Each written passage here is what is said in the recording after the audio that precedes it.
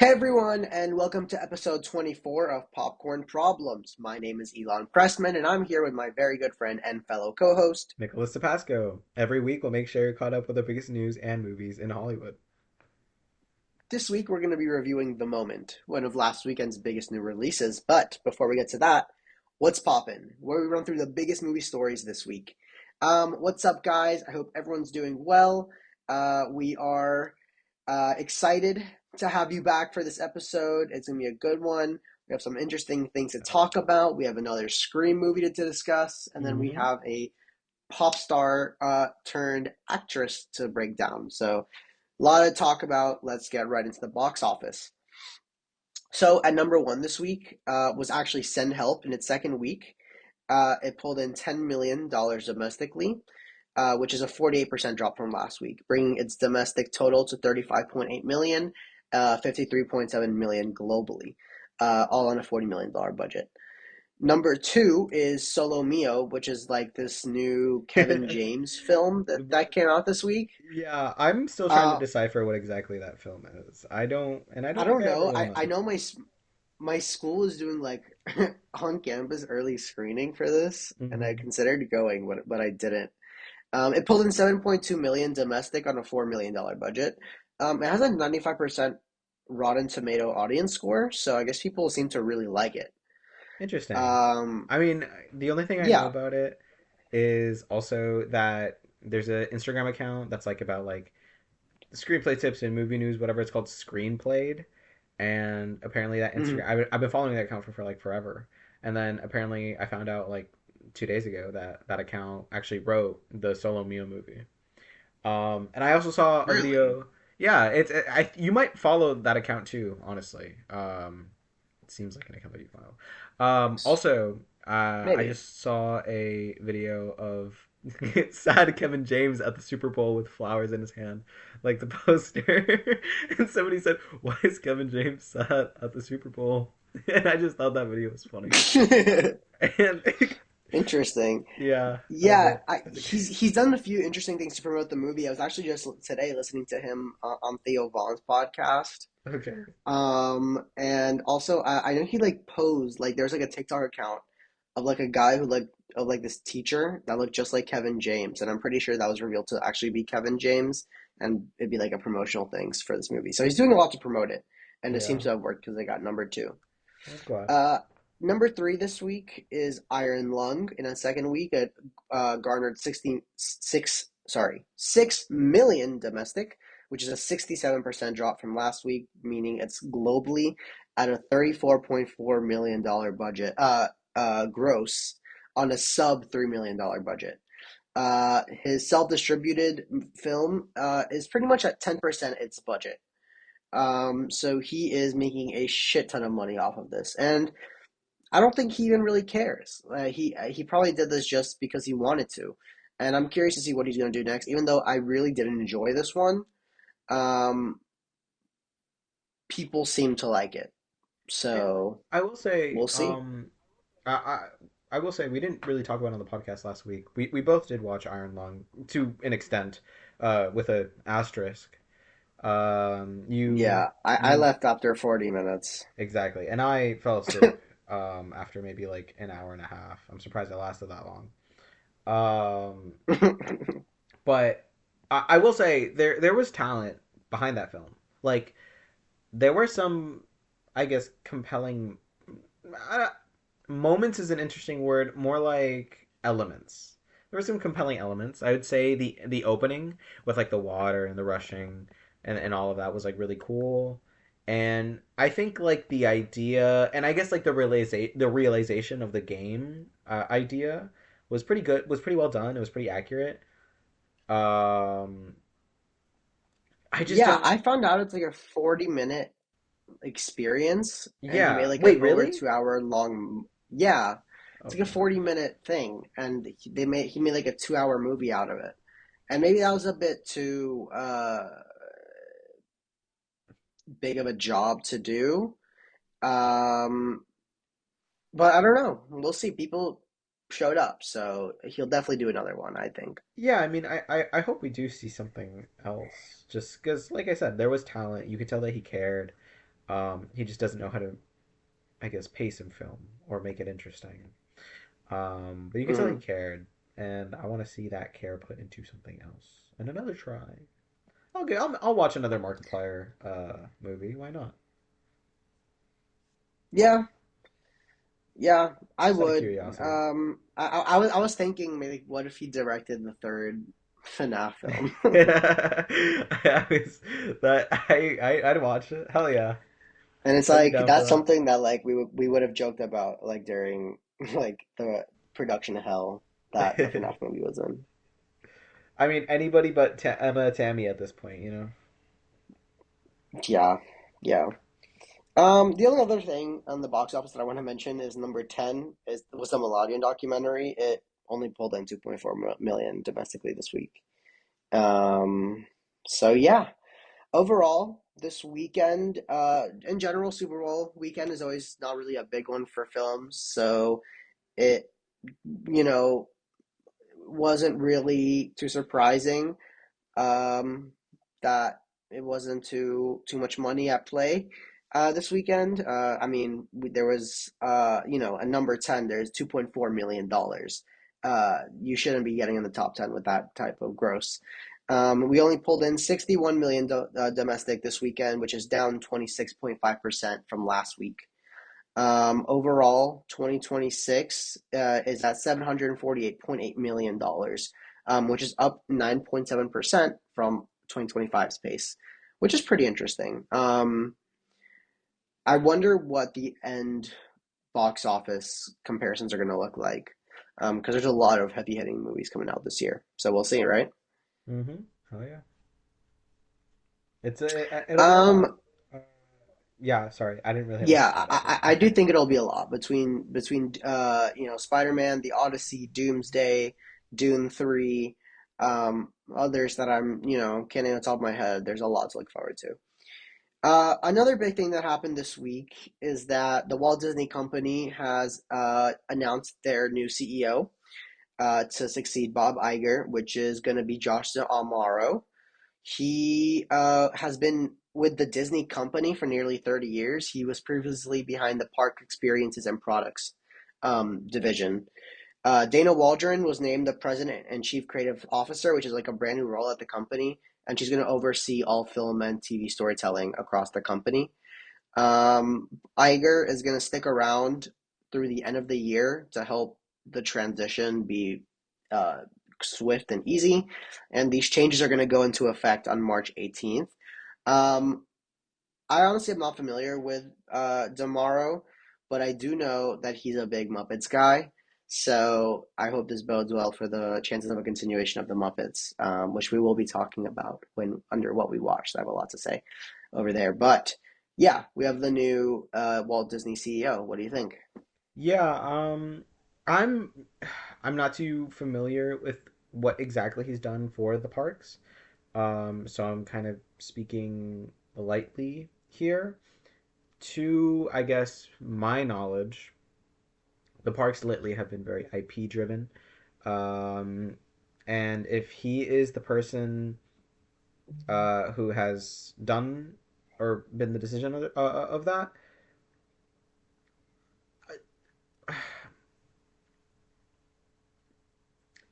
I guess for in terms of the whole company, that's not a bad thing. Hmm. My issue with that in terms of the parks is that I feel it removes the identity of the parks and just kind of puts IP slop on everything, Disney slop on everything. Um, which is like my complaint for that. He is a big Muppets guy though, so there's always that. I mean, we're There pretty is much getting a always green that. light for that show. I don't know if we talked about it already. We could. I don't know. No, we haven't. Um, We're gonna talk about it this week. okay, well, we'll talk about it this week, but or we'll talk about it later. But yeah, just going back to this kid, Josh Tomorrow. I'm hesitant. Everybody seems enthusiastic about him. I think he seems younger, and I'm glad to be separated from, or I'm glad that the Disney company is finally separating from Bob Iger, unless he fucks it up, unless Josh D'Amaro fucks it up, and then Bob Iger comes back again for a third term. But who knows? I have confidence. Regardless of the IP that's been driven into the park, I still think the parks have been managed pretty well over the past years or so, depending on what elements you ask me of. Um, I don't know. There's good and bad. We'll just have to see. There's a lot of elements of this that I just don't really have much of an understanding on that I can really feel like I can talk about Right. and be like, I this is get good, that. this is bad. Yeah. But yeah, I don't know. What do you think? Yeah, like I think I'm in a similar position to you. Like, I guess we'll have to see just how he handles the company and whether they're gonna stick to be an IP driven company, which we know Bob Iger was, Mm-hmm. or if it's gonna try to branch out and kind of fix the Disney name because I feel like there's a lot of negative stigma around it these days. So we'll just see where it has to go through the 2030s. Moving on, I want to talk about A24. They have landed the rights to the Texas Chainsaw Massacre franchise. With that, there is a new TV series and a new film in development, which Glenn Powell is going to be executive producing on both, which I think is pretty cool. I have not seen the Texas Chainsaw Massacre movies. I plan to watch them. Actually, this week I have plans to watch them with a friend. Um, I know they like started the slasher craze, so I think it's awesome that it's been coming back, and hopefully A24 does something interesting with it. Yeah. Do you have anything to say about that, Nick? I haven't seen them either, but I think it'd be interesting to see. Are they still handling that Friday the 13th show, Camp Crystal Lake or something? Oh, you mean the money laundering scheme? Because I feel like that movie's been in production for so long, and it's just I never see. gonna come out. Yeah, yeah, yeah. It could be. Starring Linda Cardellini, but yeah, it's coming out eventually. I Eventually, think they was supposed to be a show, if I'm not mistaken. But it is. It is a show. who knows? Whatever. It's a prequel series. Yeah. If it ever comes out, it might. Who knows anymore?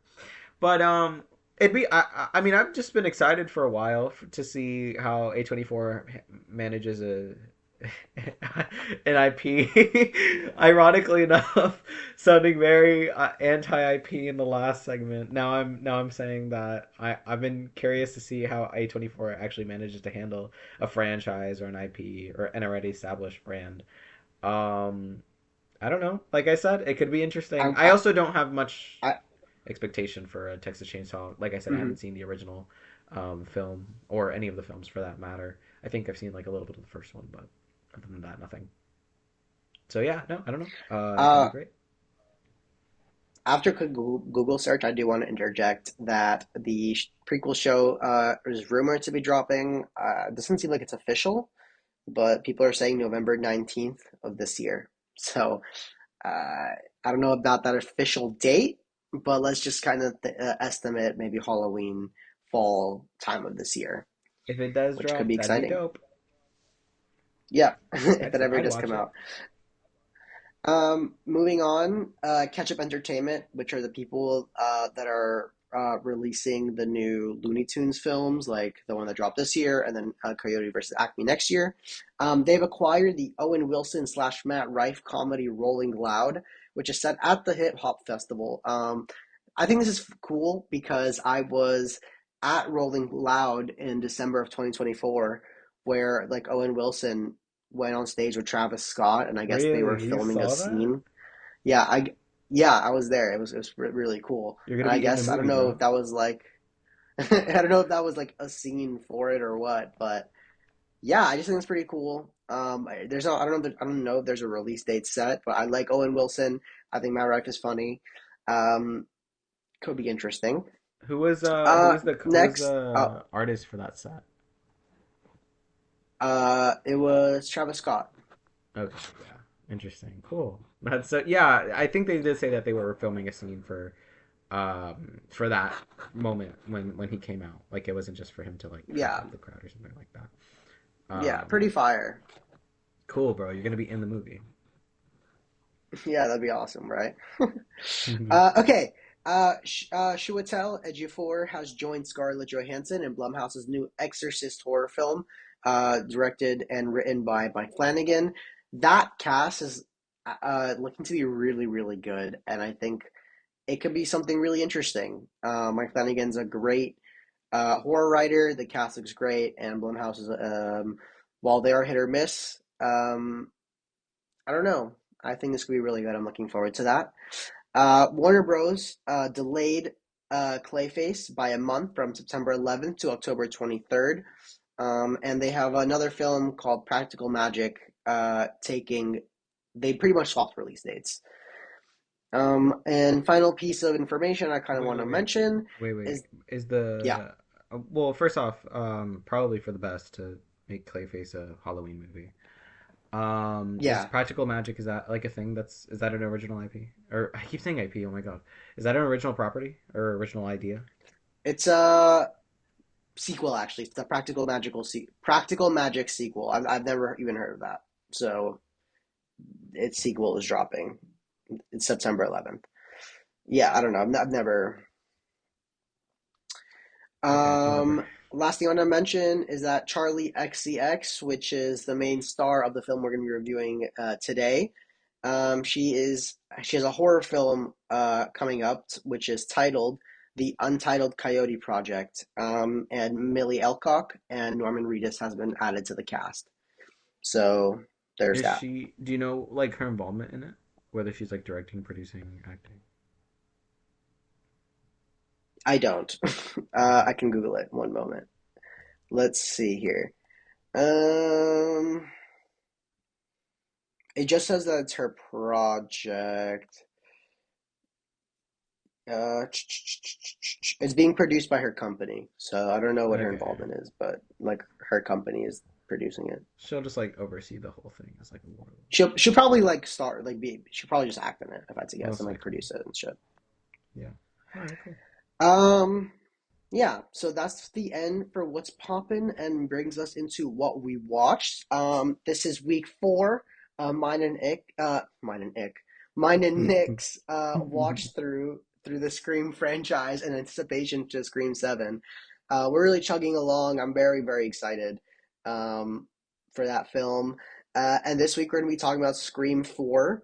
And this is a film that I mentioned before that I didn't really like the first time I watched it, and then subsequently every time since I've liked it more and more and more. But before I talk about how I feel about the film, I really want to know what Nick thinks because it's going to be his first time seeing it. So Nick, what did you think of Scream 4? For sure. So, Scream 4, what a riot. No, I had fun. I actually had a lot of fun with this one. It's definitely my favorite Scream so far, I think. It's between that and Scream 1, honestly. I feel like I need to give Scream 1 another watch to really determine that. But yeah, no, Scream 4 was great. I I feel it was a better, more established story, both within the narrative and also with the like mystery of it all. Which are we spoil? I feel like I ask you this every week. Are we spoiling? Uh, I think we can. If you don't want to hear us talk about the film, then you could skip forward a few minutes. yeah, But yeah, you can assume that there's gonna be spoilers. sure. So I'll give a little warning before I spoil, but for now I'll say, yeah, I really thought it was the best film so far of the franchise, at least in comparison to two and three. I I think the characters were more impactful. I also appreciated, I guess, the satire and the commentary of it a lot more. I think I I also just think this film related has the best satire out of any of them. for sure. Like the commentary, Hmm. I think it's so good. Oh my god, that one time when the kid with the camera, I forgot his name, says like, "Oh, every like one day in the future, everyone's gonna be recording their high school experience or whatever," and I was like, "No way, dude. Like shut up, dude."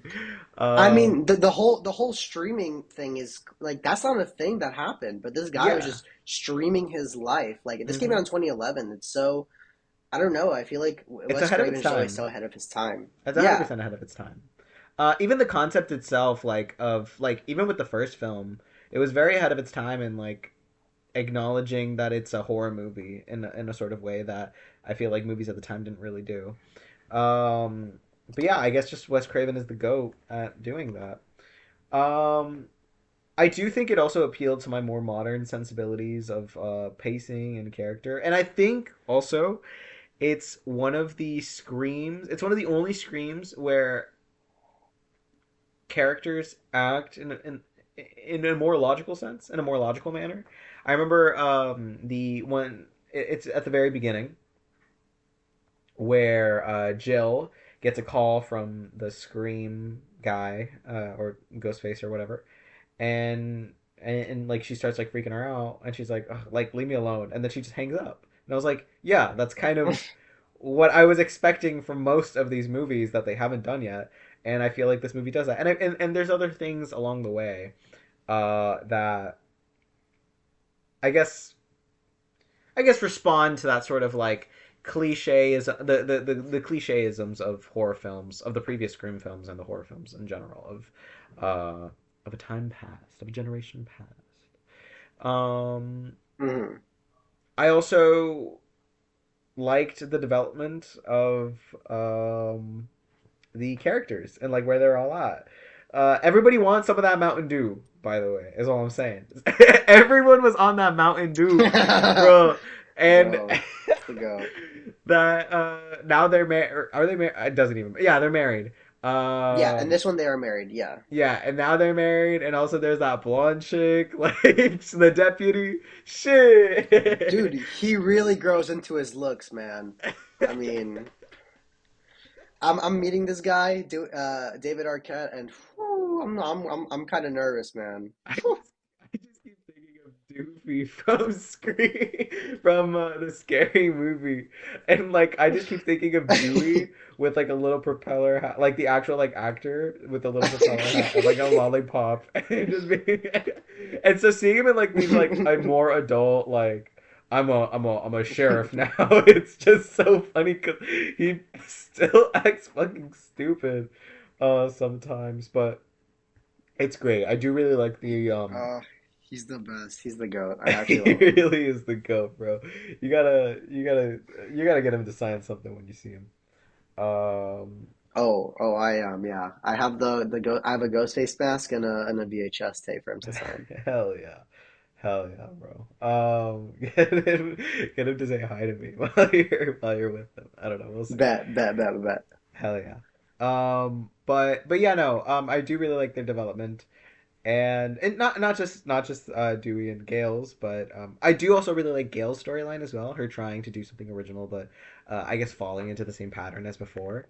But doing it in her way, I don't know. There was a lot of very interesting angles and perspectives to this film that were previously unexplored. And I'm honestly really sad that this is the last Wes Craven, or not the last Wes Craven film, but the last Wes Craven Scream film. It actually might be his last film. I have no clue. Um, I think he had one more after this, but yeah, it really is a shame because this movie has a sauce. I mean, it it's really does. Wes Craven at the top of his game. It has an energy to it that you can really. That I don't know. Yeah, it does feel like they took their time with it and really cared about it and crafted um, a good script, and knew how to deliver that script. One thing I'll say is you said if you maybe like last week you said that it was supposed to set up a new trilogy or franchise for the Scream films. Yeah, I mean, yeah, I guess the kids that were in it, like, I mean, I guess not many of them survived. I guess I, just Herbie. that's what I was gonna But ask yeah, you. Like, who this was was supposed to supposed be to. who was supposed to be that new franchise? Because they're either dead or I evil. mean, So like, I think it was. I mean, I'm sure it was still going to continue to be focused on Sydney, but I guess I don't know. I don't know. It we'll never know, I guess we'll never know. because it didn't make the box office. That's so But sad that yeah, it I wasn't kind of want it. successful. Wow, that's so crazy. Yeah, yeah. Damn, that's tough. I kind of want to interject and say my 2 cents on this film. Sorry, yeah, I did gotta go Um, on for a while. You can go ahead. no, you're good. I yeah, it's just it's so fun. Uh, Mm-hmm. they really turned the gore up in this one, the blood and the Mm-hmm. violence, Yes. which is really refreshing after the tamed down Scream 3, which is honestly the tameness of Scream 3 is not something I really noticed until I learned that they tamed it down, and then it kind of became apparent to me. Um, but in this one, it was juicy, it was violent. I think that opening kill is really interesting and meta, like the movie within the movie. It's like a commentary on Yeah. Stab itself. Mm-hmm. Like it's so uh interesting.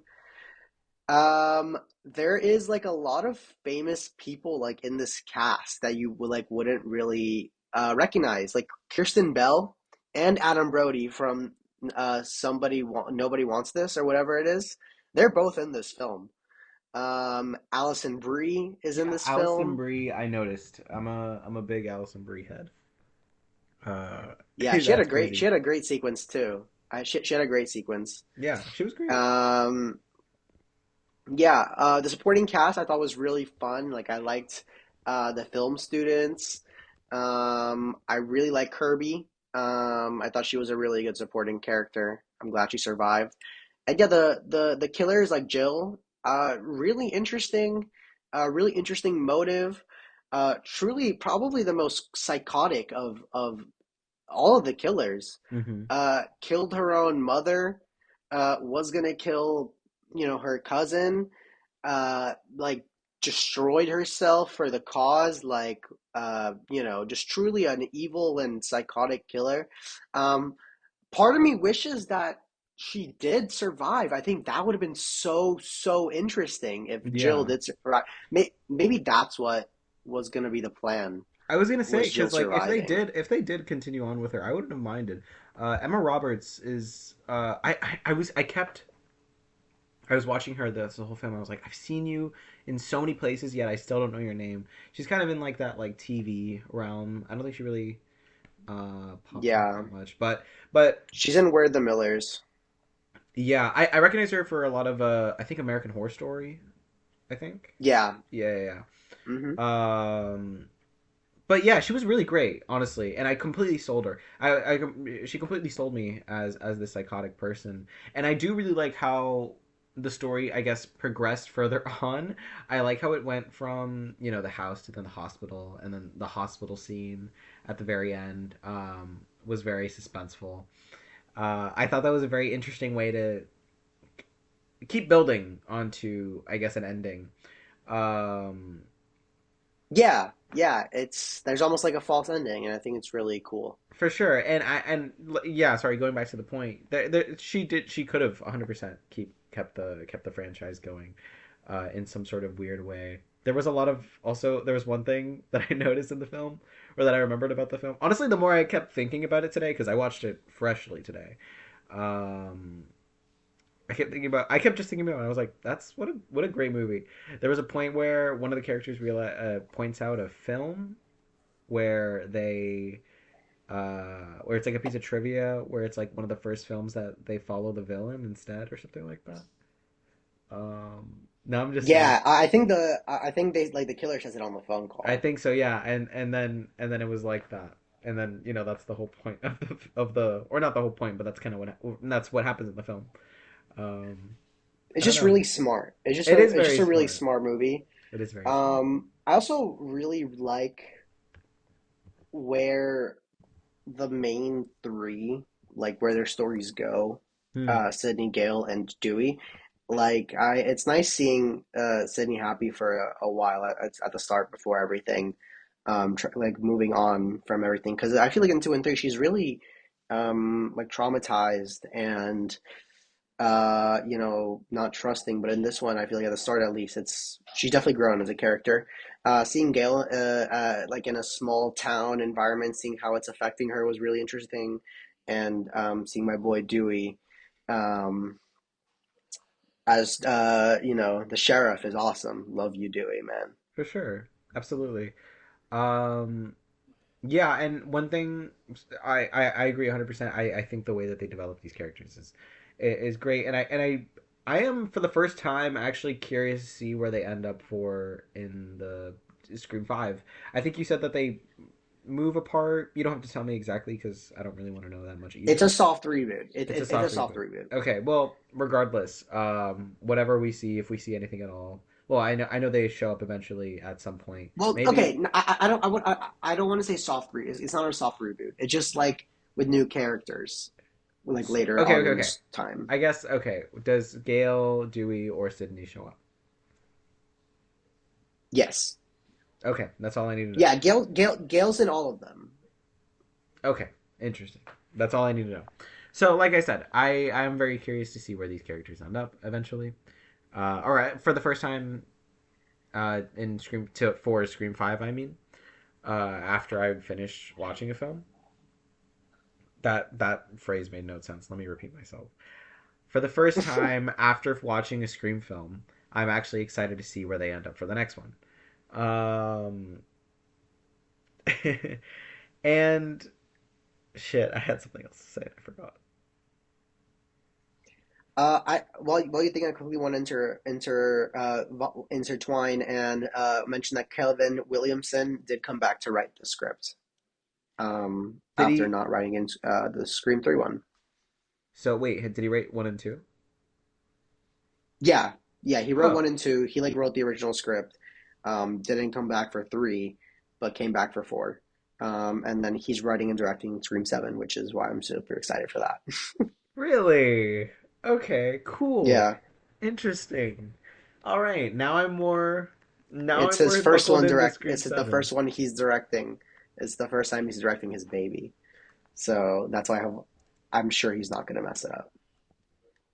Hell yeah. Is he has he directed anything at all? Let me see. I'm I looking would it up. assume so. Yeah. I mean, he's credited online as an American filmmaker, so I guess just like a horror stuff. Oh, he did I Know What You Did Last Summer. He did some of the Halloween films. Just a ton of horror shit. Yeah, he's directed. He's directed So yeah, Teaching Mrs. so we Tingle. both Okay, love cool. Scream 4, Yeah, sorry.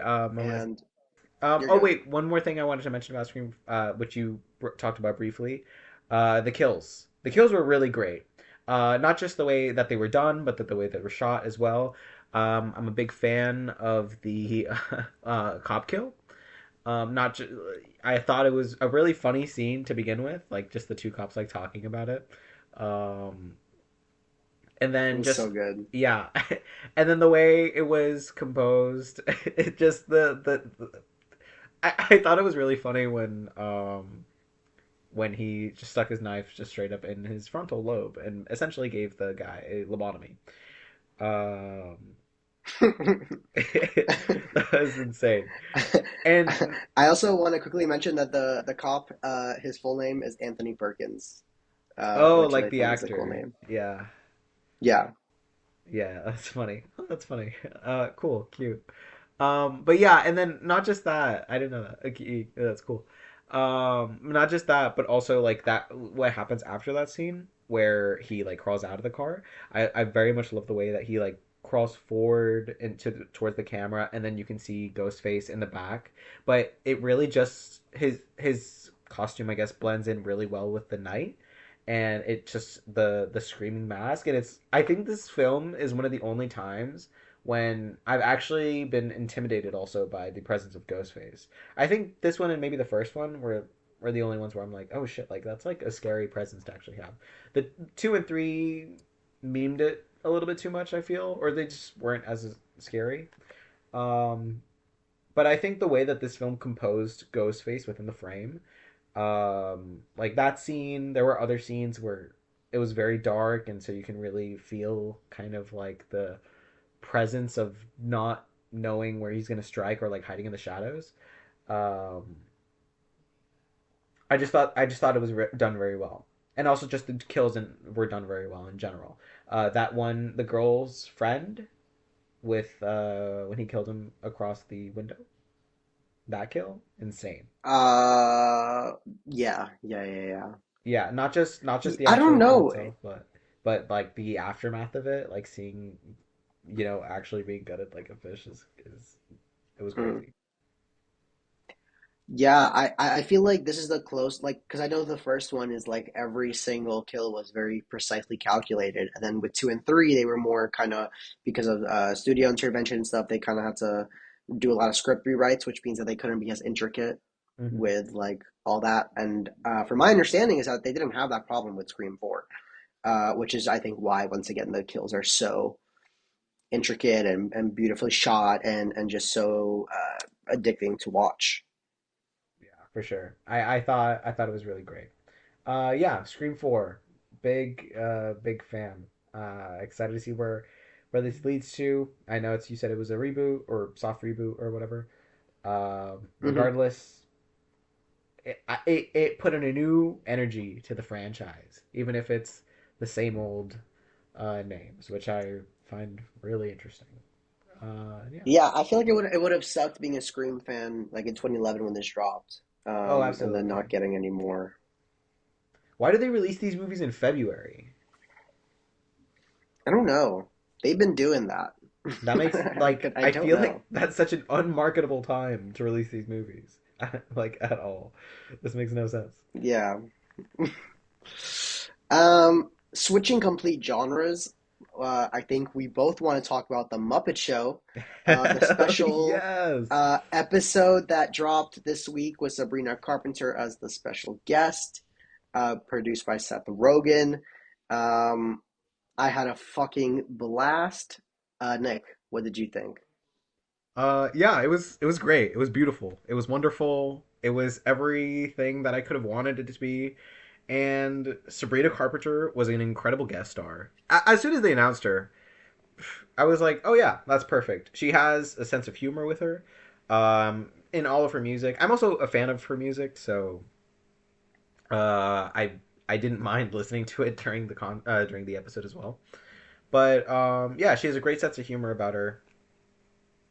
She plays great with the Muppets, along with also being like part of the Disney ecosystem, whatever. It just makes perfect sense. The show itself, oh my god, it's exactly like the original Muppet Show from 19 whatever. Um, the gags were perfect just there. I would say the only one that I wasn't the biggest fan of was what was it? I think it was Gonzo's roller skating until they kept reintroducing The it. supporting actress, Yeah, the the supporting supporting actress. actresses. And I was like during that whole sketch, like when he was spreading, I was like, okay, this is like whatever, this is lame. Like I just want to get to it. But then the fact that they kept reintroducing it throughout the whole episode just made me fall in love with everything. Really, it was beautiful. What else? What else could I say? Oh my god, the singing. Yeah, I mean, first off, Sabrina Carpenter's song was great, Man Child. Rizzo secretly having bars, Rizzo bro. Rizzo carried. Rizzo carried. That shit was so good. His rendition of "Blinded by the Lights" is a banger. I love the fact that they committed just fully. They were like, because at first they played it, I was like, oh, this is gonna be like a funny like 5 second like sketch bit until they go into like the actual thing. But no, they fully committed to the bit. I loved it, and I was like, this is good too. Like fuck, like Rizzo has the pipes, bro.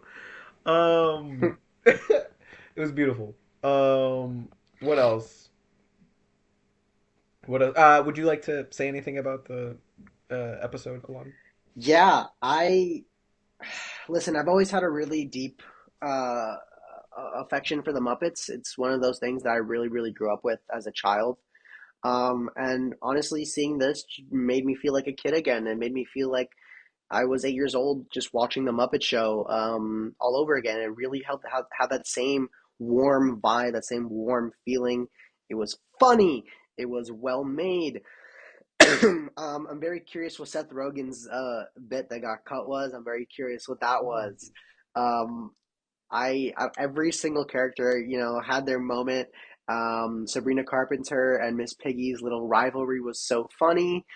It was just so good, and I could really imagine what a full season of this could look like. There's so many great celebrities that we can get on there. Get Pedro Pascal on there. Get Paul Rudd on there. I saw a Twitter post You today can get that was from Daily you can Now. get like Ariana Grande on there, bro. There's so many Tyler interesting the people. Creator, You bro. know, Tyler the Creator. Oh my That'd be God, Benoit crazy. Blanc. Like, there's so much cool stuff that can get done, um, and people love it. People seem to love it. Absolutely. So There's absolutely no way this shit isn't getting greenlit, first off. Like I think it would honestly be very stupid for them not to hmm continue this, just because truly, what a wonderful, beautiful experiment. Um, I just had such a great time. It was everything I wanted it to be and more. I really, really loved it. My only issue with it is that it hasn't been greenlit for more like yesterday. hmm Like, they need to be working on that now. I need that For ASAP. real. We need that. And I love the fact that it seems quite streamlined, and I think I just love the fact that they already built everything. You know, the sets, the puppets, the everything. They have that at their Yes, you availability. could see the puppet, like the puppet sticks. Like, it Dude, feels Muppets. Like, it's not, it's perfect. It's so good. It means the world to me. absolutely. I also love the introduction of new puppets, or Muppets, I suppose. I, I remember one that's like, "We don't get paid enough" or something like that. He has like a Yeah, really like, he's grumbly like voice. Brown, right? Yeah, he has a brown. I think he had big ears, or something like that. Yes, yes, yes. I Is that the like one that Seth him. Rogen's like? Is that guy even canon? Yeah, yeah, yeah. Maybe he might be. He might be. Yeah, yeah, yeah. Where's I was Walter? gonna say Where's R.I.P. Walter? Walter, dead to the dead in a ditch, unfortunately. Found dead in Miami I due saw to cocaine overdose. I saw a theory that he's just like with with Jason Segel at home, just watching the first episode of it back because he wanted to experience it as a fan. Oh my God! Speaking of, if they do renew it, they gotta have like Jason Segel like play his character from the Muppets Absolutely, 100%. like on the show. Oh, that would, and have Amy Adams on there.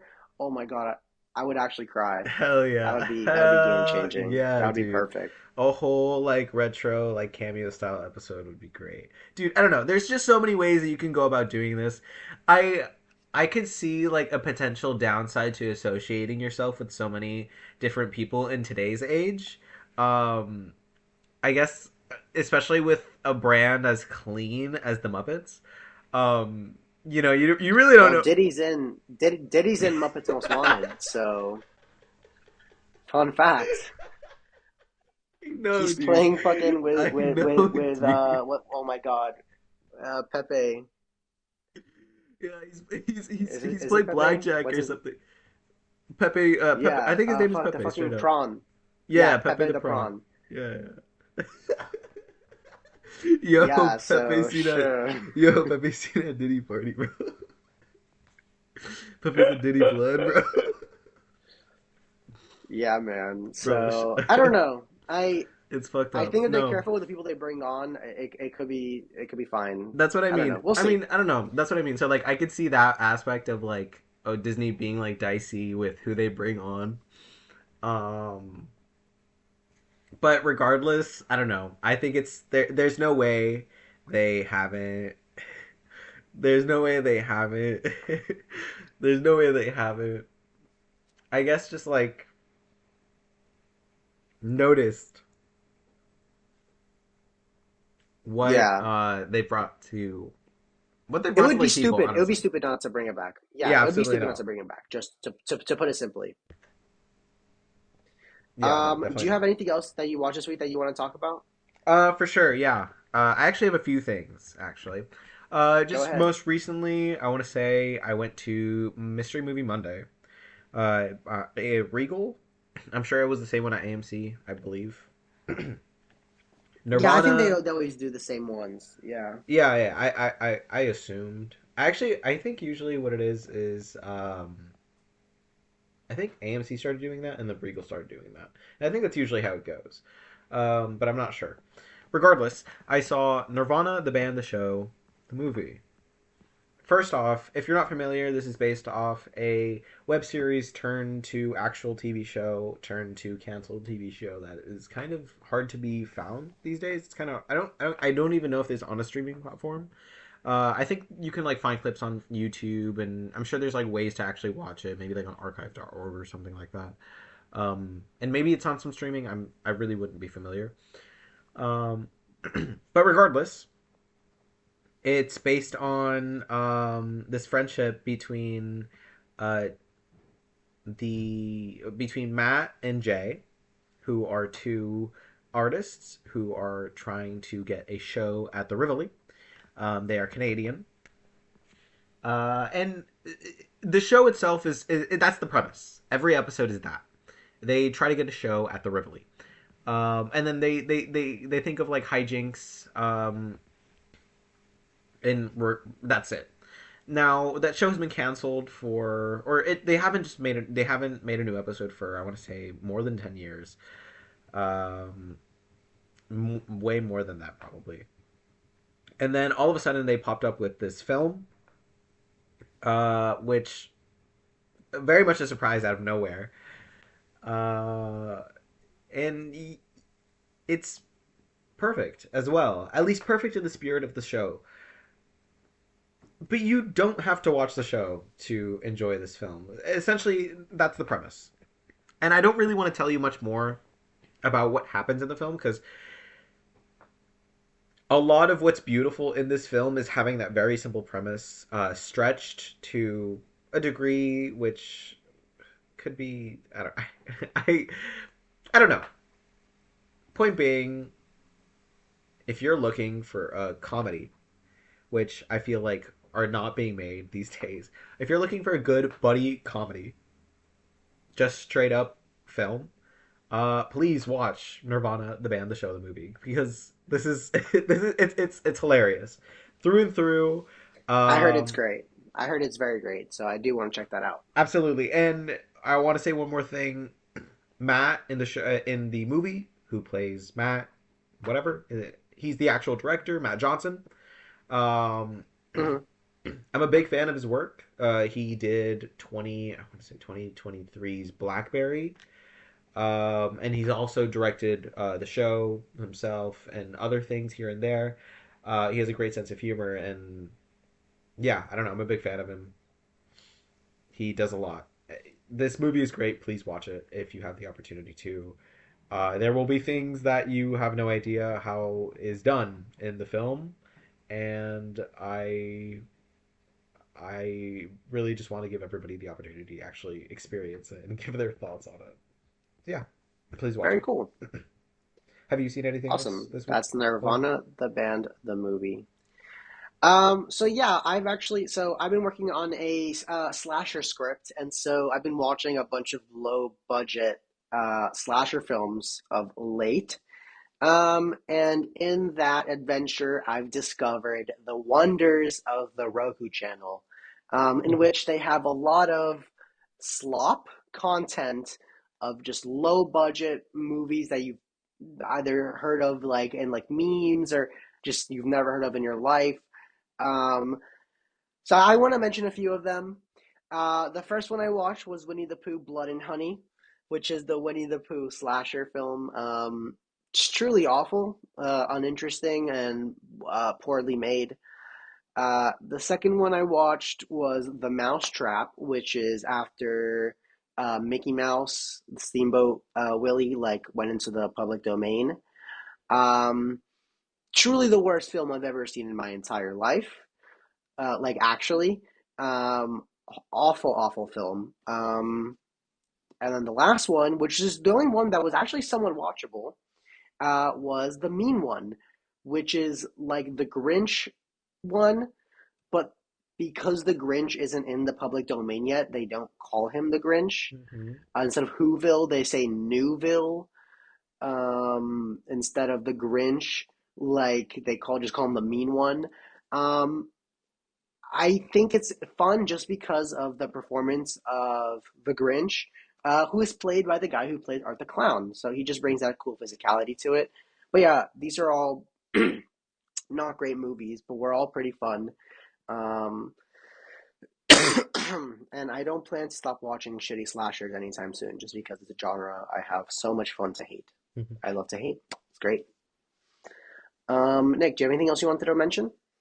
Um, First off, like, well, at least with the Steamboat Willie one, or you know what, really with all of them, how how faithful are they really to the source material? I guess, and I know not they're not faithful, but I mean, kind of in like a genuine just a question, like I guess like The how Winnie much the do they Pooh one, go? I guess, because they talk about the Hundred Acre Woods, like the Eeyore and all the other guys, Piglet and Tigger. Okay. I actually know that Tigger's in the sequel. I didn't watch that one, but like they eat Eeyore, like in the opening, they eat Hmm. Eeyore. It just comes down to like the not being very well acted, written, or interestingly filmed. They're just boring films, you know. Okay. Um, like I guess the kills, like the special, like the physical effects are cool for like a low budget film, Mhm. but yeah, it's just waste of time unless you're me who needs brain nourishment. Well, no, you're studying is what you're doing. Yeah, yeah, I mean, learning what not to unironically, do. you're unironically, you do have to watch bad movies, like to get a good understanding of what a good Yeah, movie is. So you are unironically exactly, studying, but yeah, it works. exactly, Um, exactly. yeah. Was there anything else you wanted to mention? Sorry. No, I don't. Do you have anything else? I do have one more thing. I watched this Go actually ahead. 2 weeks ago and I forgot about it. I watched a film called Two Sleepy People. I'm mentioning it because actually, let me look at the names. I don't know if you're familiar with these people, Alon, but the film is actually an entirely self. I think other than like a Kickstarter, it's for the most part entirely self produced by like two social media like people, where they were just like, we want to make a film, and so they wrote it and they directed it and they made it, and then they completely skipped out on selling it to a studio, and they went directly to distributors. They went to like AMC and Regal, and they made a contract with those companies to have their film put in movies, put in the theater, and it was successful. It turned, it turned a profit. I wish I had my numbers in front of me, but whatever, it turned a profit. It got studios interested, and I think they're, I don't know, in talks of like, I don't know, getting a bigger, wider release or something like that. um but yeah, the film stars the two leads, Baron Ryan and Carolyn. Well, her real name is, give me 1 second. Sorry about that.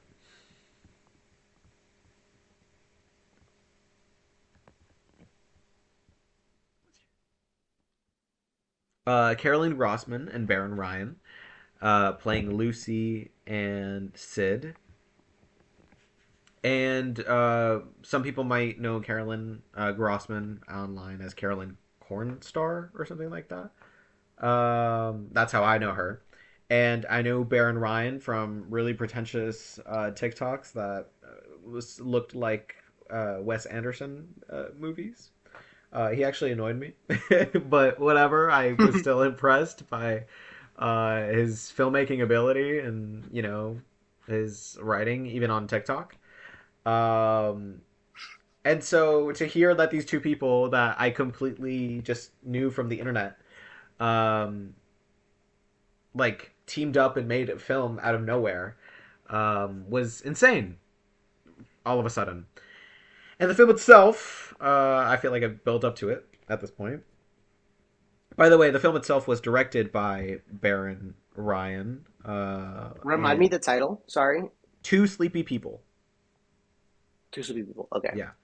The film was directed by Baron Ryan, and it was written by both Baron Ryan and Caroline Grossman. And the film itself, for it was pretty good. It was pretty good. Um, to give like a quick, I suppose, summary. It's based on these two people who meet at work, who then who then end up like having the same dream, and then their lives end up intertwining because of them having that same dream. Um, yeah, and so the film itself, it was pretty, honestly, it was pretty well written for a first time film, first time writing directing film by these two internet people, and I feel like the movement around it is more interesting than the film itself a lot.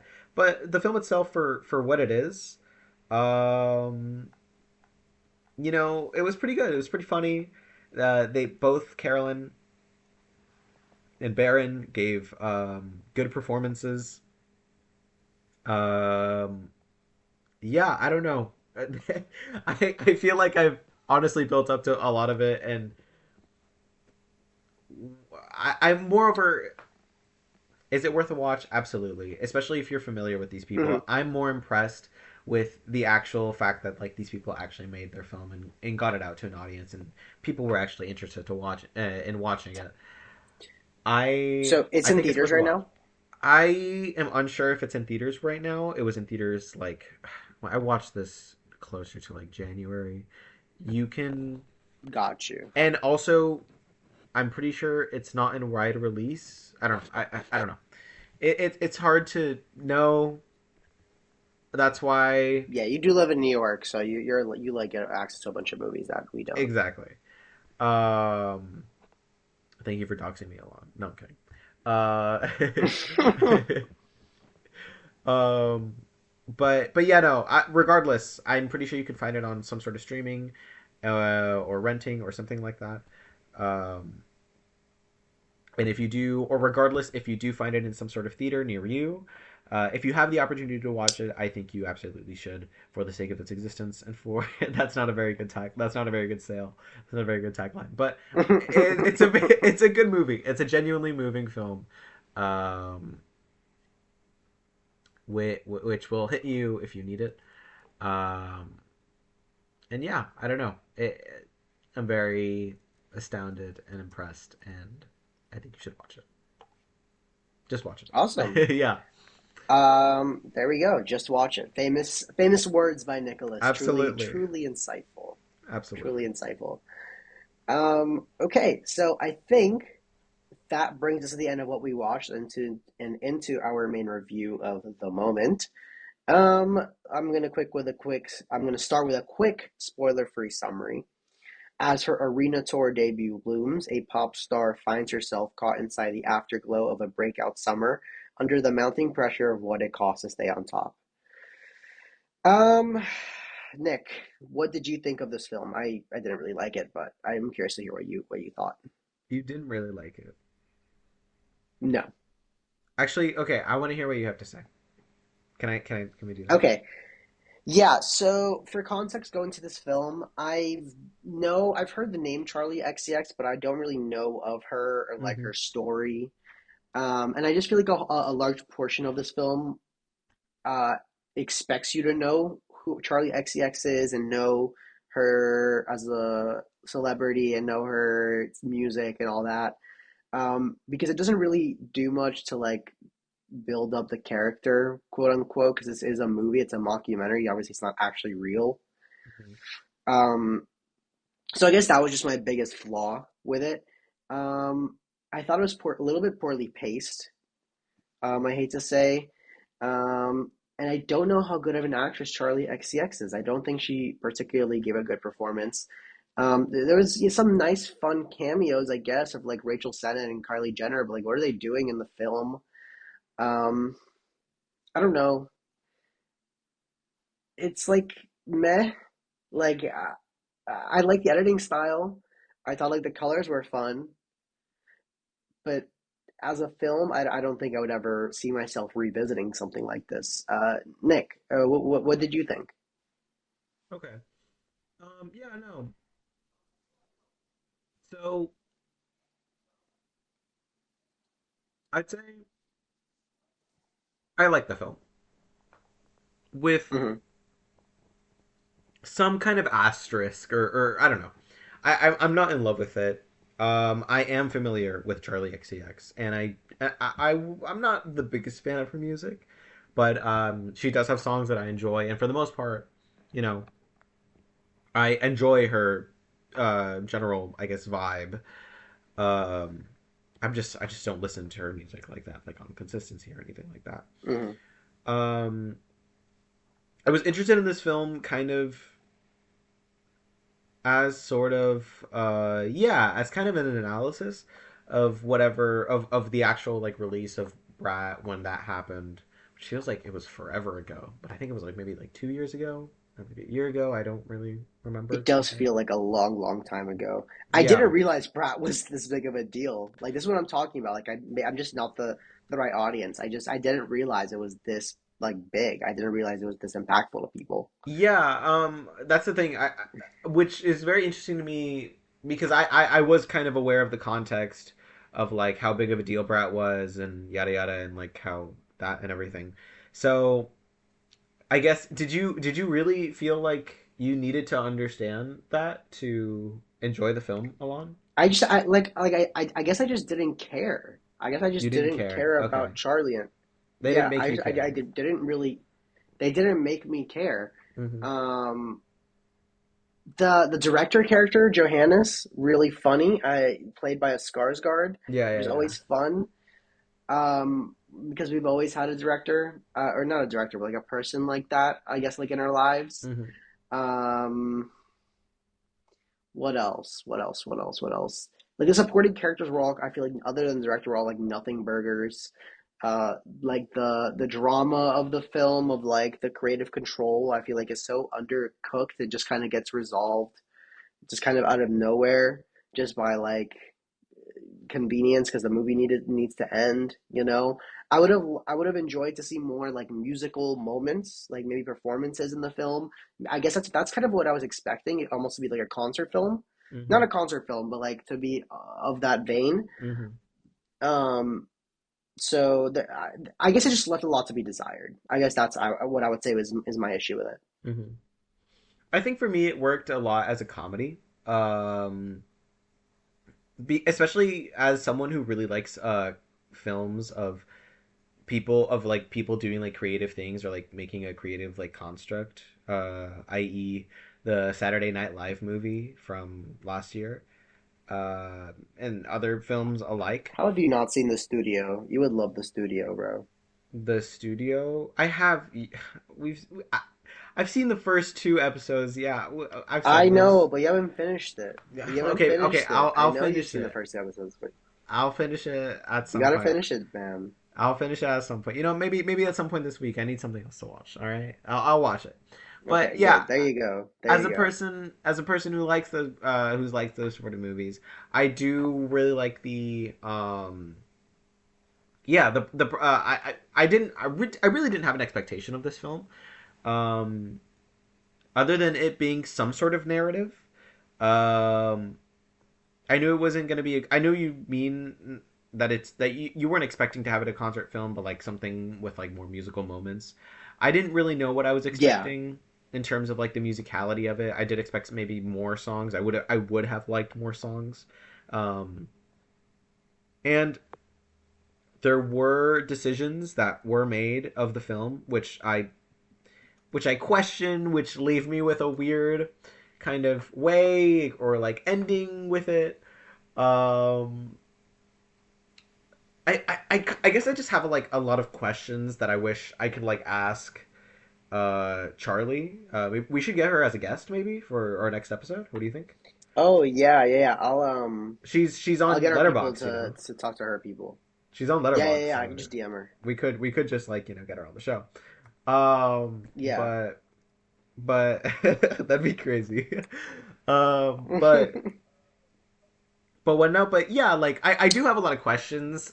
I guess in terms of also this movie and like the context of um the brat culture and what that means for her. I guess this movie kind of answered that question, which we will talk about more in spoilers. I don't know if you have anything else to say that Yeah, we can just move. We can just move into spoilers. If you mhm, haven't seen the movie and you plan to, now is a great time to click off. Go mhm. ahead. Yeah. So I'm puzzled by the way that this film ends, and because there's two perspectives to it towards me. But I guess I want to Uh-huh. hear what you have to say before I give my I guess analysis on Yeah, I just feel like by the end of the movie, it really just starts to kind of lose me with the whole brat card, it. Mm-hmm. like crash, and just the whole like I alluded to, like the whole phone call of just like, oh, I'm so sorry, like I'm sorry, everything seems fixed. Like I just don't feel like there's a character arc, which is like funny to say because it's like a real person, but it's like I'm looking at this like as a movie. Um, like I don't know, I just feel like nothing. Charlie XCX, the character, doesn't grow over the course of the film, really. Um, and yeah, like it's hard to feel bad for someone like making that much money, you know. And I do understand what it's trying to say about like artists like having their art like intervened by like just suits that are just trying to are in it for the money, and you know there is definitely something to be said about that. Um, but I feel like it could be done more interestingly. And unfortunately, this just didn't do that for me. Yeah. I guess I wasn't entirely sold on like the Charlie character either in her decision making in the film. Hmm. Um,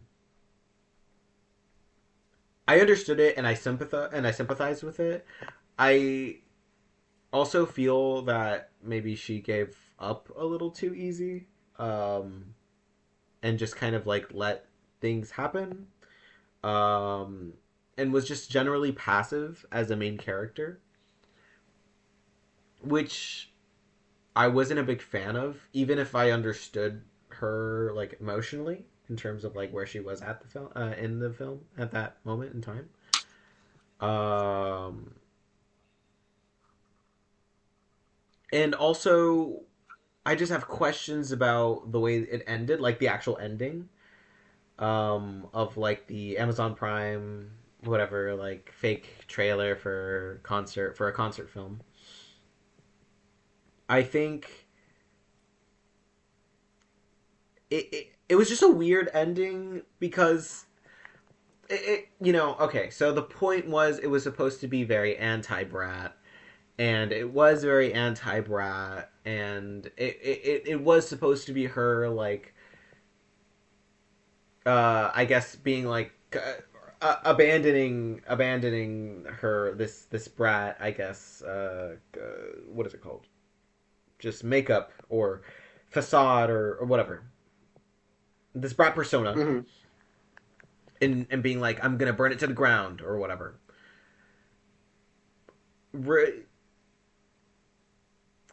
I'm unsure if that was if that was what she wanted to do. I'm unsure if this very lackluster ending to what was otherwise a very interestingly edited and um, visually you know visually interesting and entertaining movie, having such a bland and boring ending was just such a whimper to kind of this crescendo of chaos that was going on. um because I was into it. I was into the pace. I was into the characters. That's some of them. Um, I will agree that like a little bit. Some of them were a little airless in terms of like being actual characters more than just like devices for kind of emotionality or reactions to Charlie's decision making during the film. But some of them endeared me. Specifically, Tim, I think his name was, the manager. Hmm. I thought he was really Hmm. funny. I also did end up liking the creative director and kind of I ended up liking her arc of being abandoned by Charlie due to her recklessness. I do. I also do like Charlie's arc throughout the film, regardless of I guess the way that it's demonstrated, I just there's so many moments throughout this film, and yeah, and I really like the musical moments too, and like the editing of it all is very cool. I like how they don't give a really care if you have a seizure or for their seizure audience. Yeah, I'm a big fan of that. Uh, They do give a warning at the start, so they're, is that true? they're nice enough to do that. Okay, at least. Um, that's nice. But yeah, no, but I think Charlie is a very creative person. I okay, wait. I also want to say this context. I do like her music. Do you like her music, Alon? It's not really my thing. It's not your thing. That's valid. I do like some of her music. I think Hmm. there are songs that really. I remember a long time ago not liking her music like at all when Brat was like a thing. I was very much a contrarian on that. And then I came around to like a few songs here and there, and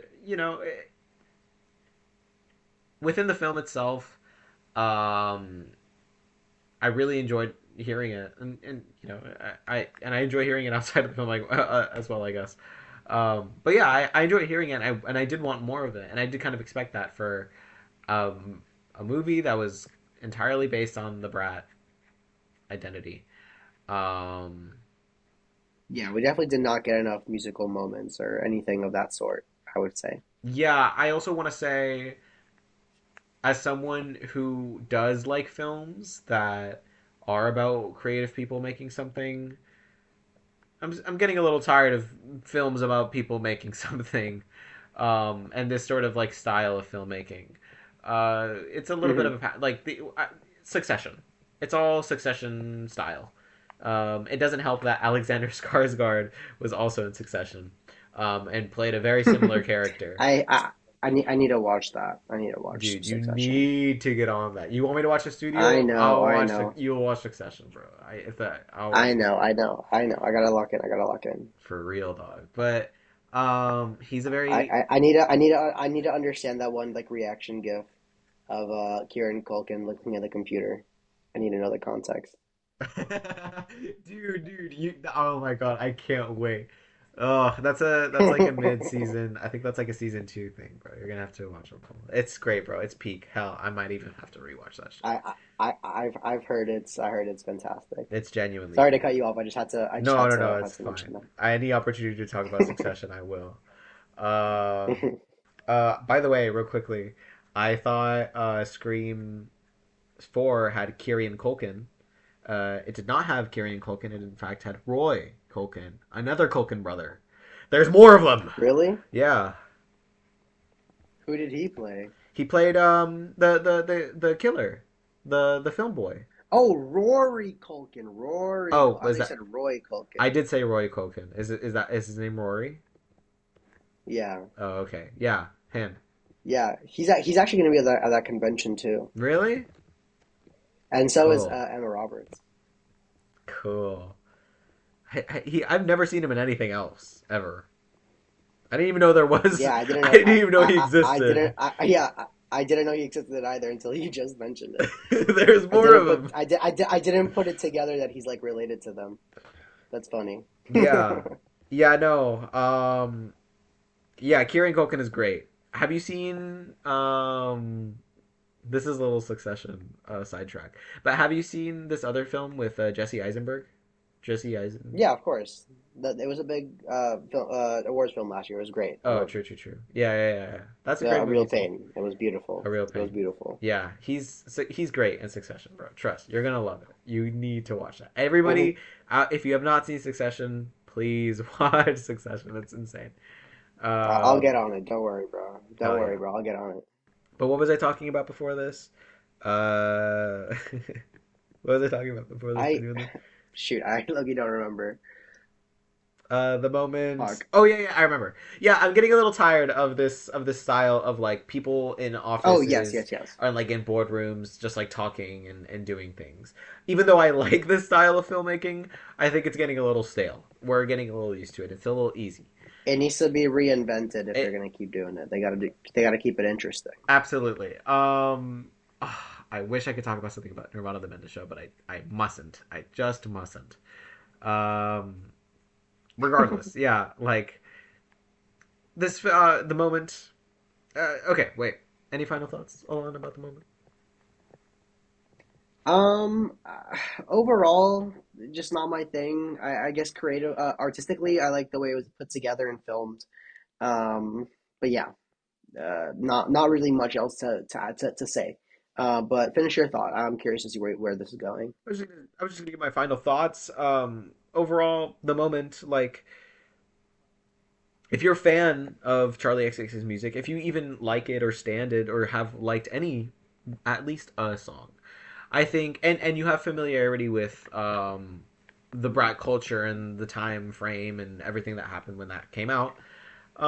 I think you should give this a watch as an interesting analysis on what she thinks about it, especially due to the fact that it's semi autobiographical. Um, Hmm. Kind of analyzing, seeing what bits are could and couldn't be real, what actually could have happened or couldn't have happened. And regardless, also, I guess real quickly, I'll also mention I found Charlie's performance interesting.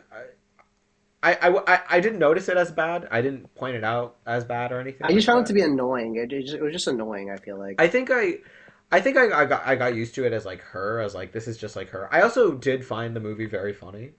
I was frequently laughing at like some of the bits.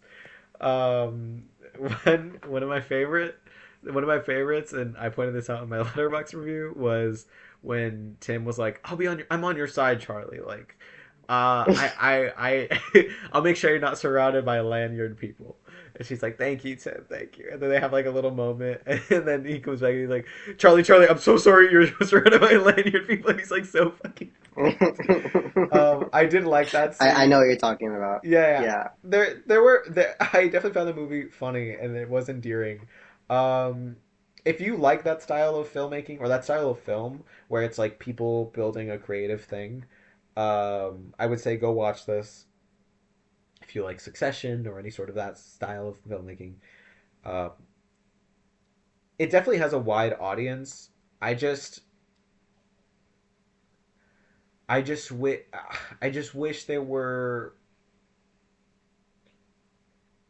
I wish things concluded differently. I just thought the buildup was so interesting to a conclusion that was ultimately the safest. And even if that was the point per se, I still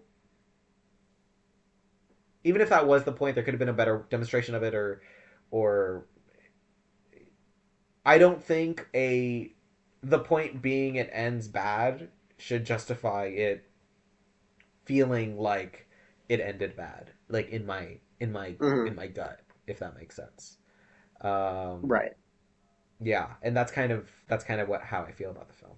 But regardless, I do think you should watch it if you fit under the criteria that I just said previously. All right. So with that being said, I believe that brings us to the end of episode 24 of Popcorn Problems. Thank you guys so much for joining us. If you made it this far, you're the real MVP. We'll be back next week breaking down Margot Robbie's big return after Barbie, Wuthering Heights. In the meantime, hit us up on socials at Popcorn Problems Pod and let us know what you thought of the moment. Don't forget to follow, rate us 5 stars on whichever platform you're using, and DM us your hottest takes and suggestions. We'll see you next time. Peace. Have a good one.